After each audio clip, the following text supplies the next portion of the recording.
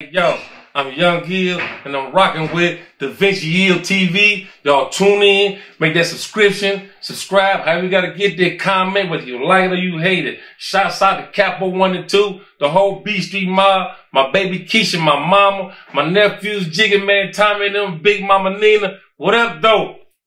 You dig?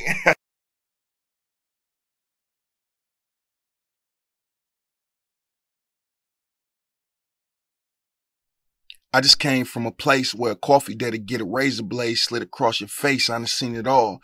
Gang banging killers, fucking boys in the stall. Nation of Islam, VBM, 20-man brawl. Nigga stabbed in his eye and asked what he saw. Muftis land law. What up, though? You already know how it goes. Smash, like, subscribe, comment. I don't care what you comment as long as you comment. You dig? I'm chillaxing and I'm cool and I'm smoking on this one. You dig? We just having fun. You know what I'm saying? Dropping these videos. I appreciate y'all intrigued. You dig? Ain't no ifs, ands, or buts about it. Shout out Lou for the big boy cash out donation. Eric Pertile, right? Or John Pertile. I gotta write this down, but thank you for the big boy cash app donation. Tanisha, Ryan Rose, Elmo Spliff Johnson, so on and so forth. We can go down the line. I appreciate y'all. Y'all really rock with me and help me out through these months. You did. So I got back in full effect and it's going down. You did. Make sure y'all add the Clubhouse. It's right there in the description. The link right there in the description. I remember on YouTube, you used to put the link in the video. You just click the video. You did on tomorrow. Maybe you still could do it, but y'all school me on that. I'll make sure the volume up on these videos too. I'm reading the comments. Don't get it twisted. I'm reading the comments. Make sure y'all hit me up on IG too for any questions or concerns or comments. You know, you want to come on. We can Zoom. I know the Zoom now on the laptop and all that. Let's get into this video. My first stabbing in prison. My first time I hit somebody, right? The first time I hit. Now, prior to me doing this, I've already cut people. I'm talking about actually putting it in them. It was the stupidest situation ever, man. It was stupid. I might have told the story before in another video, but it wasn't titled this, so just let you know. My first time, it was a dull screw, damn near dull screw with just a little small sharp point on it. Wasn't made officially. I didn't know about putting it in warm water and putting salt on the ground and scraping, nothing like that. I just got it from somebody, hit it a few times, and it's cool. Level 1, Marquette Branch Prison. My brother, man, Davenport, that was his last name. I forget his name, his real name. I think it was like DG. We in Marquette. I see him in the bathroom. I see him run in the bathroom and get to squaring up with somebody. So this the homie. I jump in it. The guy name was Murray. I'm gonna put his paperwork up too when I go get it from my mother's house. I gotta go over there and go get it out of her house. I'm gonna put his paperwork up too because he told on me. Right, so they get in a fight. I jump in it. Shouldn't have, because the brother was already whooping him. So I jump in it. I make somebody else jump in. I'm like, why you just sitting there looking? Dude grabbed it's like a long stick with a Brillo pad at the end that you scrub the showers with. He beat him in his head with it. So, dude, bloody. And the situation was over a meatball tray and a cookie. It's over a meatball tray and a cookie. Dude forgot to come out the cookie and the meatballs or something like that. And it's the most horrible meatballs ever. Who would fight over a plate like that? Maybe the cookie, I understand, but the sugar cookie, oh man. So anyway, they get into it. We whoop him. He get hit all in his head. One of the homies, 7 Mile, come to me like, hey, we in open bunks, we in upper rooms. Y'all whoop that boy. You can't let him stay here, homie. You can't let him stay here. You gotta go to sleep around.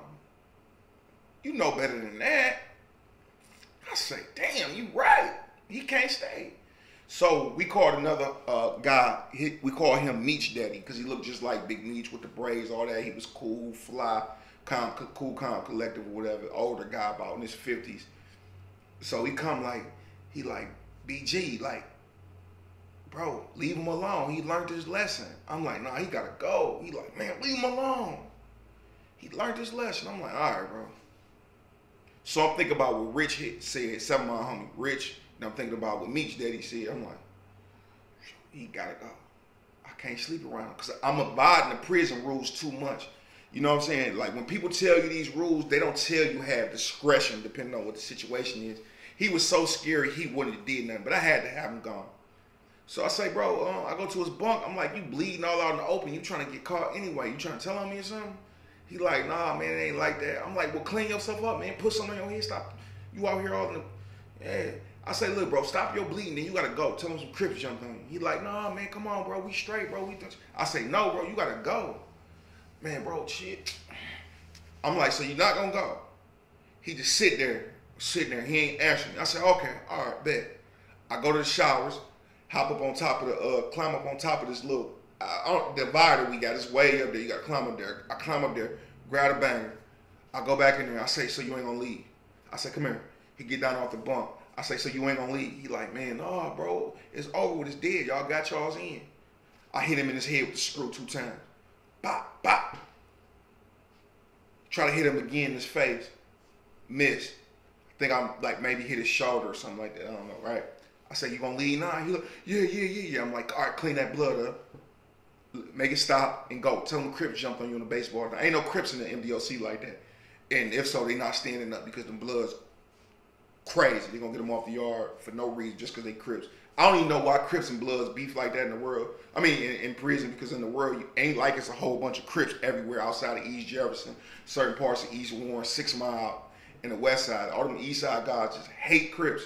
And I was like, bro, you didn't grow up beefing with Crips. You grew up beefing with other Bloods. You grew up beefing with some, you know what I'm saying? Like, so anyway, so they get him gone.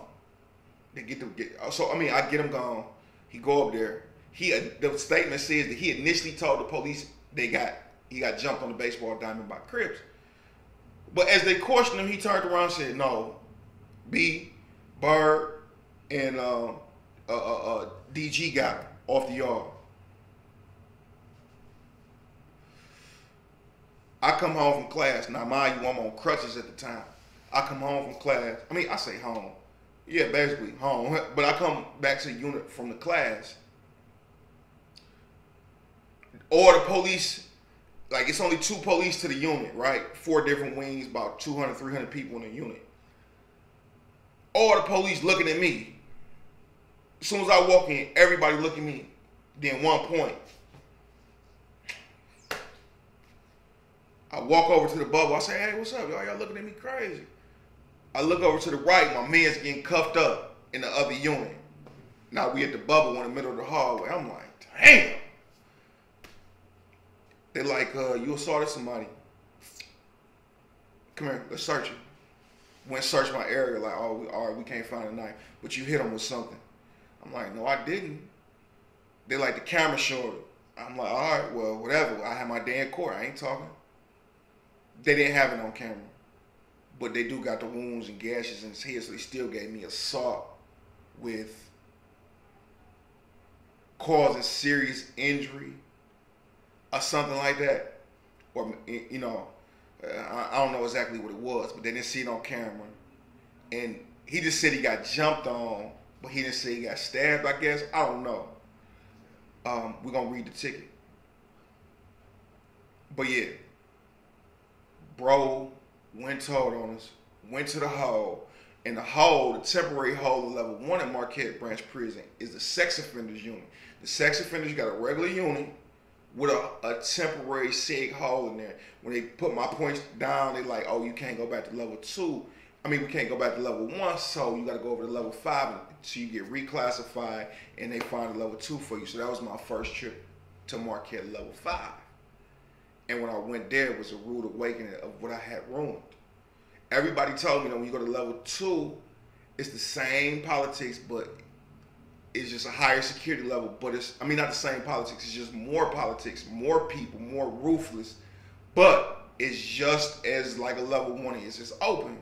And they was absolutely right. It was open. They sent me to Kenross right before it closed, I believe. And we went over to the Hiawatha joint, which was, it was all cool and gravy for me over there, man. But yeah, that was my first time I actually hit somebody. Now, prior to that, I used to catch a, you know, sex offender that didn't want to pay up. I used to, or we just used to randomly do it, and I ain't bragging about it. I'm not glamorizing us being dumb, savage, bored, and just having a dislike for a certain type of individual, and people seeing me as an alpha male, so they kind of ran behind. So we used to go in yard. Nobody used to know. We used to tell nobody. We used to just go catch them on the phone or catch them in the blind spot, catch them over there, you know, where all the sex offenders used to huddle up at. And then when regular guys come, they used to disperse because they knew it was a blind spot. They used to do things over there with each other. So that was the first time I got a guy. Big 5.